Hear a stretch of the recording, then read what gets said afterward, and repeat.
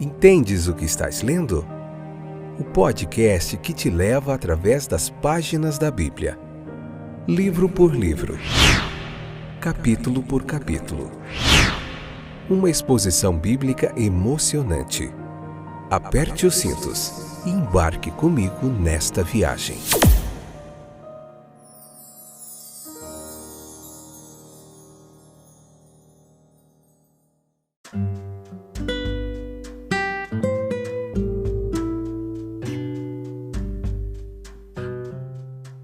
Olá, estamos de volta, sou o Fábio, você já sabe, que bom que você voltou para nós juntos aprendermos mais um pouquinho da Palavra de Deus. Vamos lá, João capítulo 17, a parte 2, hoje, episódio 146, segunda temporada. Vamos lá, firme e constante, sempre avante, sem desanimar. Deus vai nos dando graça para nós continuarmos esse trabalho. Tem dia que é difícil, tem dia que é cansativo, mas Deus tem nos ajudado. Vamos lá. Se é uma abordagem mais profunda que você quer ter do texto bíblico, mais do que somente a leitura do capítulo, aprender um pouquinho mais, eu quero te ajudar nessa missão aí, nesse propósito. Então vamos juntos até onde Deus nos dê graça. Vamos lá.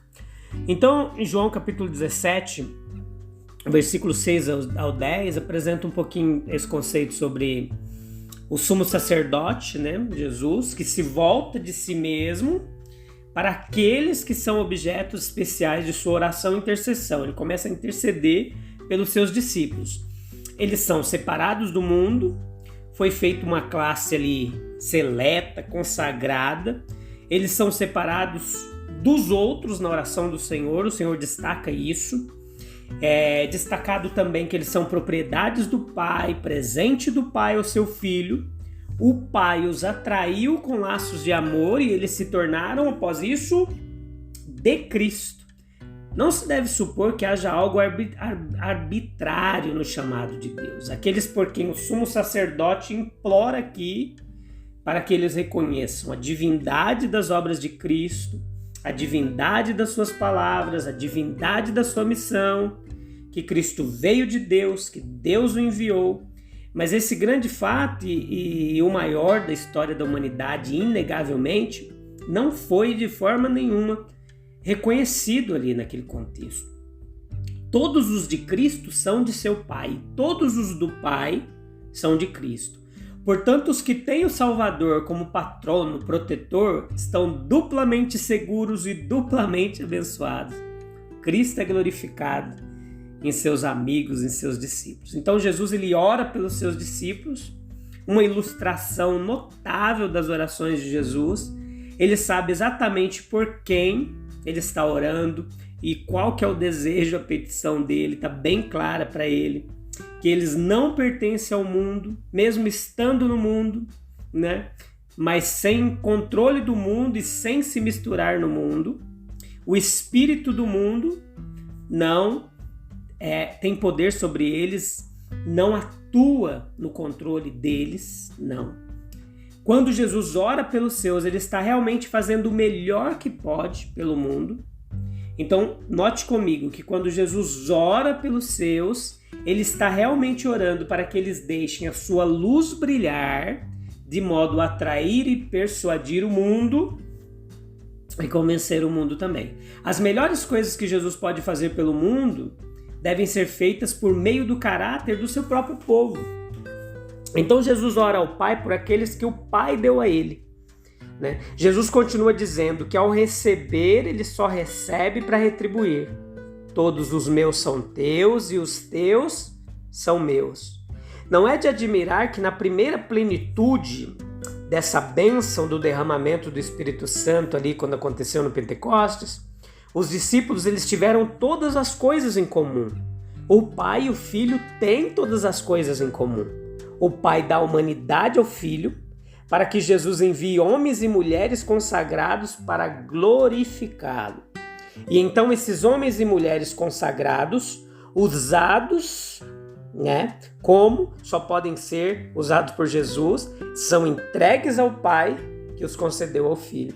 Então não há serviço ao Filho sem serviço ao Pai. nem glorificação do Filho sem glorificação do Pai. Nós já falamos disso aqui.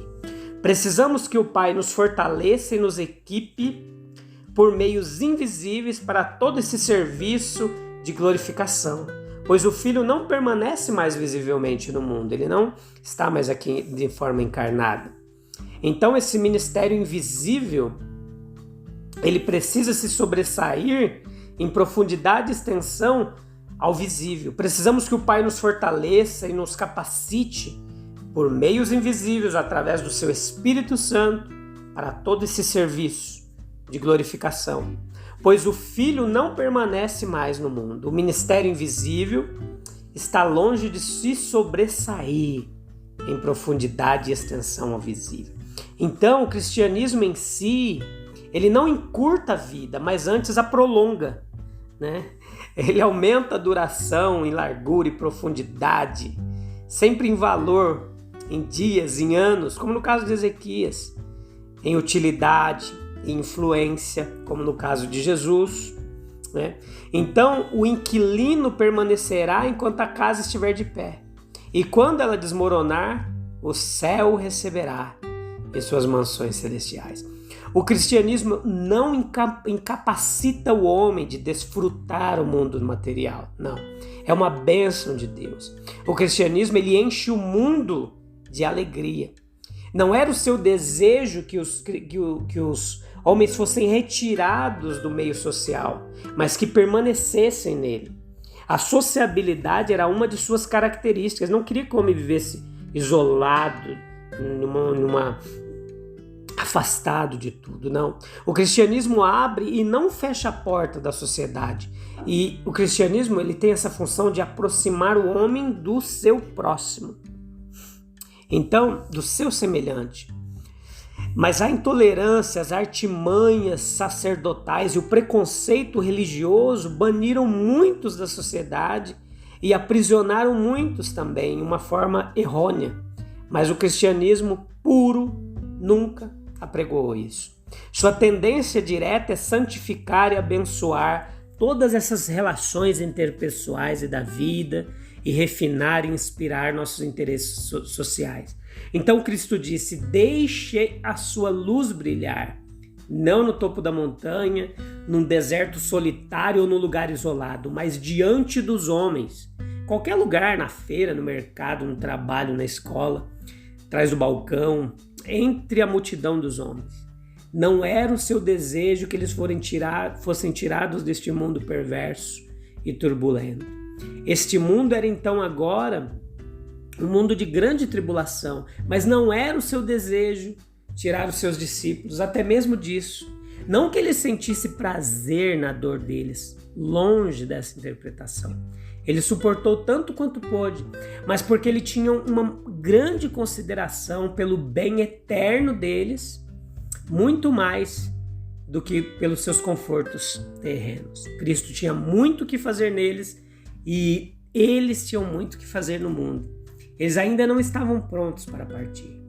Eles ainda não haviam completado a sua educação terrena, o processo.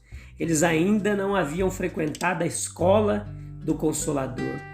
Eles haviam feito algum progresso, isso é certo, visível e palpável, né, nesse capítulo, mas muito longe estavam ainda daquilo que Jesus desejava para eles. Muito precisava ser feito em relação à vida espiritual daqueles discípulos. O Pai os havia dado a Jesus para uma obra especial, que era serem testemunhas, mártires, né? Sentido da palavra, testemunhas de sua vida, morte, ressurreição, ascensão, e publicar a história de seu amor e os fatos de sua história terrena até os confins da terra.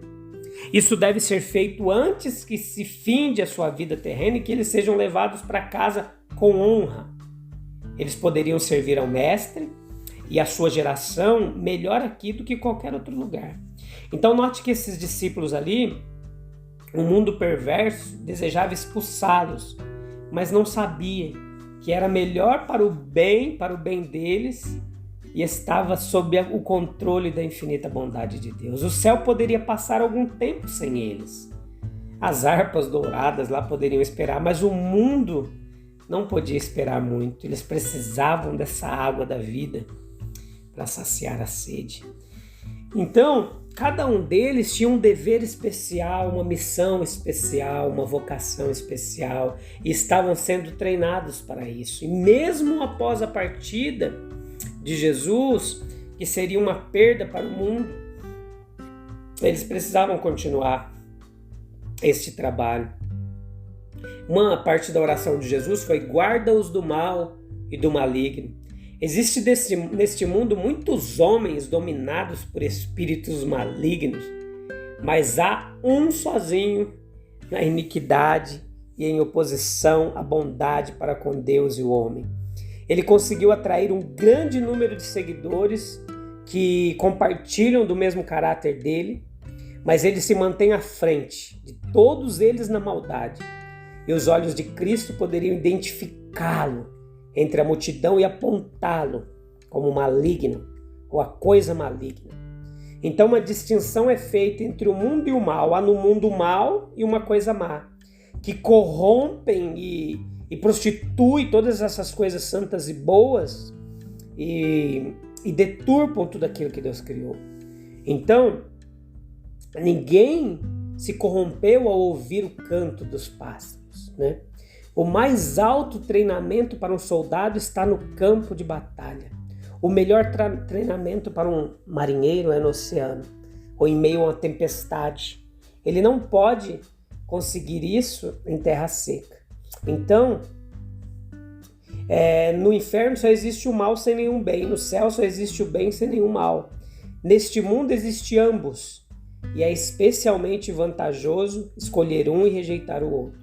Então os discípulos precisavam passar por tudo isso. O cristianismo mantém o homem longe do pecado e não o pecado longe do homem.